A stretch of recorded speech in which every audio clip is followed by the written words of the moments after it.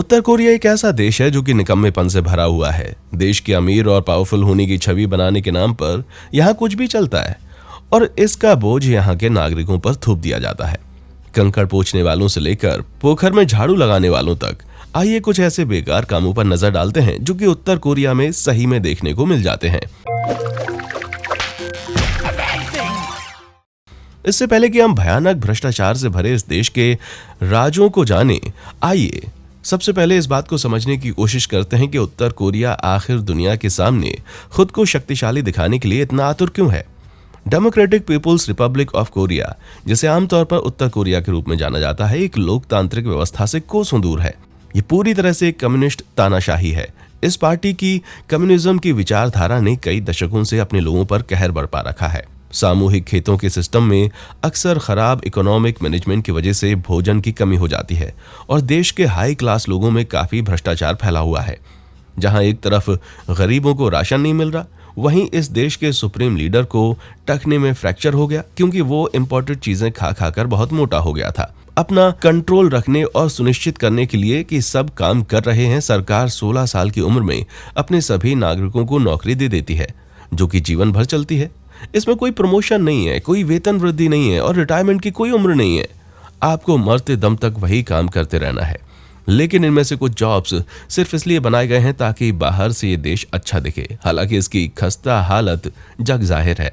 इसलिए यदि आप 8.9 मिलियन वाले लोगों की मजबूत सेना का हिस्सा नहीं है, जो कुल आबादी का लगभग 1/3 है, तो कुछ सबसे बेकार काम क्या है जिन्हें आपको जीवन भर करने के लिए मजबूर किया जा सकता है। Street sweeper. प्रति व्यक्ति केवल $1000 सालाना की औसत आय के साथ अधिकांश उत्तर कोरियाई लोग बेहद गरीब हैं।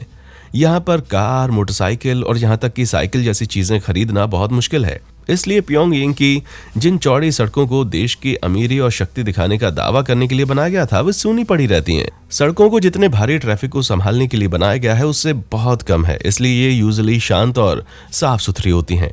लेकिन आपको अगर उम्र भर सड़क साफ करने के काम पर लगा दिया जाए तो क्या आप इन पहले से चमचमाती हुई रोड्स को साफ करते रहेंगे?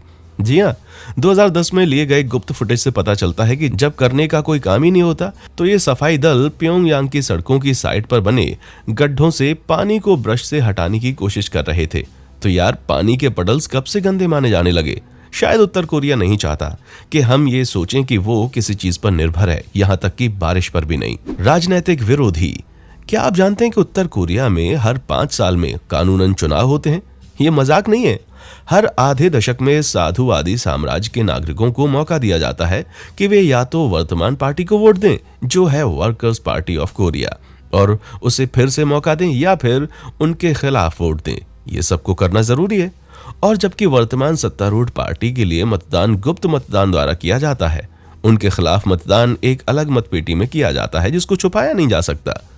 आदरणीय कॉमरेड, जो supreme commander Kim Jong Il जैसे हैं, उनकी पार्टी के खिलाफ अगर आप वोट करेंगे तो आपका नाम और जानकारी जब्त कर ली जाएगी। Democratic People's Republic of Korea के खिलाफ लड़ने वाली पिछली पार्टियों में कोरिया बौद्ध Federation, Democratic Independent Party, Laboring People's Party और गोनामिन पीपल्स पार्टी शामिल है। ये बात साफ कर दूं कि उनमें से किसी ने भी पिछले 48 वर्षों में कोई सीट नहीं जीती। Democratic People's Republic of Korea के नाम पर किए गए लगभग हर चुनाव में वोटिंग की दर 99% या ज्यादा होती है, और हाँ, पार्टी की अप्रूवल रेटिंग 100% होती है।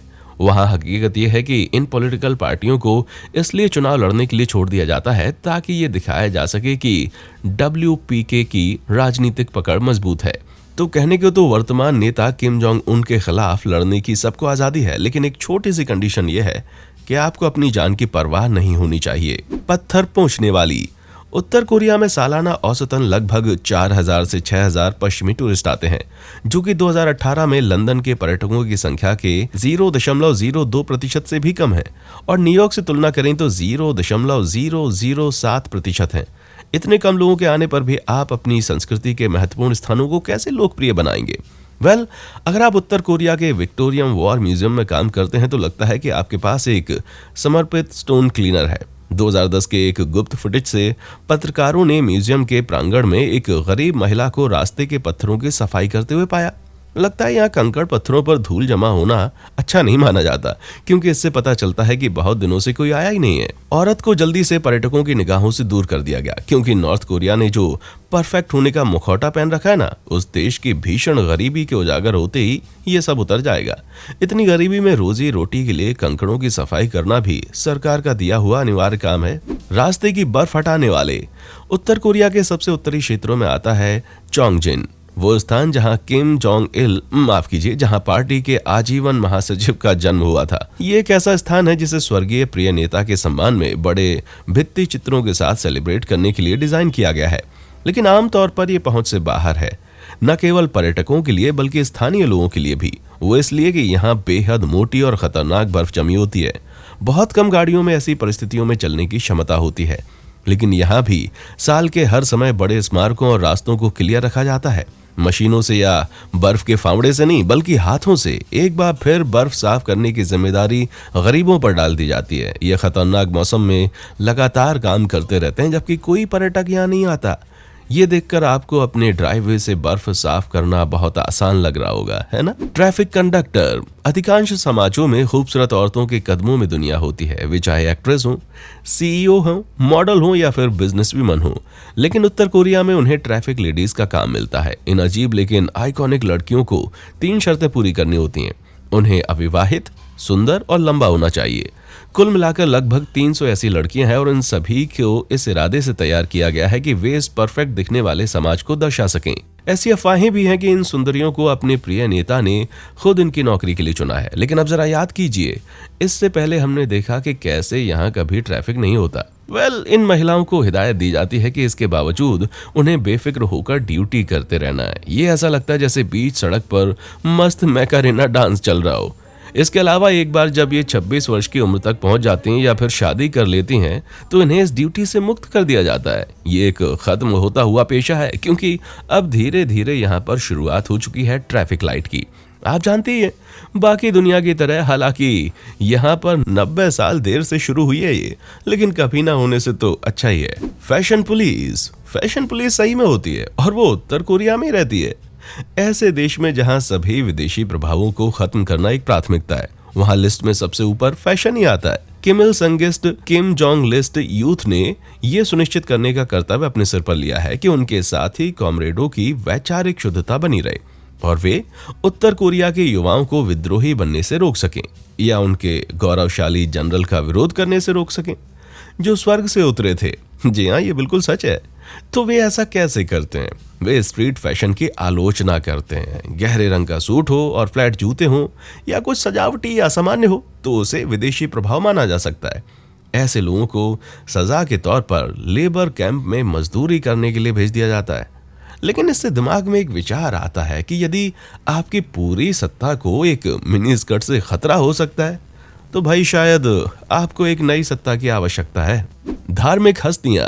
उत्तर कोरिया का संविधान धर्म का अधिकार देने का वादा करता है, लेकिन ऑफिशियल तौर पर उत्तर कोरिया एक नास्तिक राज्य है। यहां से भागे हुए लोगों का दावा कहना है कि ये हक सिर्फ दिखावे के लिए है। असलियत में तो अगर कोई राज्य नियंत्रित चर्चों के अलावा दूसरे रिवाजों वाले ईसाई धर्म का पालन करता है तो उसके लिए बहिष्कार और कड़ी सजा है। कोई भी अगर पार्टी या उसकी क्रांतिकारी कॉमरेडशिप के सर्वोच्च अवतार से लोगों का पूरा ध्यान, सम्मान और पूजन हटा देता है तो उसे धार्मिक तख्ता पलट की कोशिश के रूप में देखा जा सकता है। अगर ऐसा है तो आप एक पादरी रहते हुए कैसे बच सकते हैं या किसी और तरह के धार्मिक प्रमुख बनकर कैसे काम चलाएंगे? यूजुअली तो आप ऐसा नहीं कर पाएंगे। पूरे प्योंगयांग में कुल मिलाकर 4 चर्च हैं, क्रिश्चियन, प्रोटेस्टेंट, कैथोलिक और रशियन ऑर्थोडॉक्स, जबकि लिस्बन जैसे बड़े शहरों में 19 से अधिक चर्च हैं। या जिनेवा को ही ले लें जिसमें 18 चर्च हैं। खैर, जिस देश में पैदाइश से ही सबके दिमाग में भर दिया जाता हो कि किम परिवार भगवान के समान है, वहां किसी और धर्म की क्या जरूरत। संगीतकार। 2015 में पार्टी सेना और लोगों के उत्कृष्ट नेता किम जोंग उन, सीरियसली सिर्फ राष्ट्रपति क्यों नहीं कह सकते उन्होंने संगीत पर बैन लगा दिया। घर घर जाकर तलाशी ली गई, न केवल विदेशी संगीत की बल्कि लोकल धुनों की भी। अगर किसी भी सीडी या कैसेट में नए कानून के तहत प्रतिबंधित सामग्री पाई जाती है तो उनको जला दिया जाता है। क्यों? क्योंकि पार्टी को अंदर ही अंदर चिंता होने लगी थी कि कुछ गीत विद्रोह करने की प्रेरणा दे सकते हैं। संगीतकारों और उनके संगीत को जनता के बीच पहुंचने के लिए राज्य से अनुमति लेनी पड़ती थी। इस वजह से देश की सीमाओं के भीतर संगीतकारों का वजूद ही खत्म हो गया। लेकिन ऐसा भी नहीं है, उन्हें पहले रॉयल्टी दी जा रही थी। आज तक लगभग 15 सिविलियन बैंड राज्य द्वारा ऑथराइज किए गए हैं, लेकिन इस बात की कोई गारंटी नहीं है कि भविष्य में उन्हें सेंसर नहीं किया जाएगा। म्यूजिक बोर्ड पकड़ने वाला दुनिया के अधिकांश देश अपने खेल आयोजनों में ऑगमेंटेड रियलिटी सुविधाओं का बड़े चाव से प्रदर्शन करते हैं। खासतौर से दक्षिण कोरिया ने इस शानदार टेक्नोलॉजी का उपयोग प्योंगचांग के ओलंपिक उद्घाटन समारोह में किया था, नक्षत्रों का नक्शा दिखाकर, और फिर एक ड्रैगन उड़ता हुआ दिखाई दिया था बेसबॉल स्टेडियम के ऊपर। लेकिन वहां से थोड़ी ही दूरी पर स्थित उत्तर कोरिया में क्या हुआ? ये हैंड्स ऑन एक्सपीरियंस से भी 4 कदम आगे निकल गया।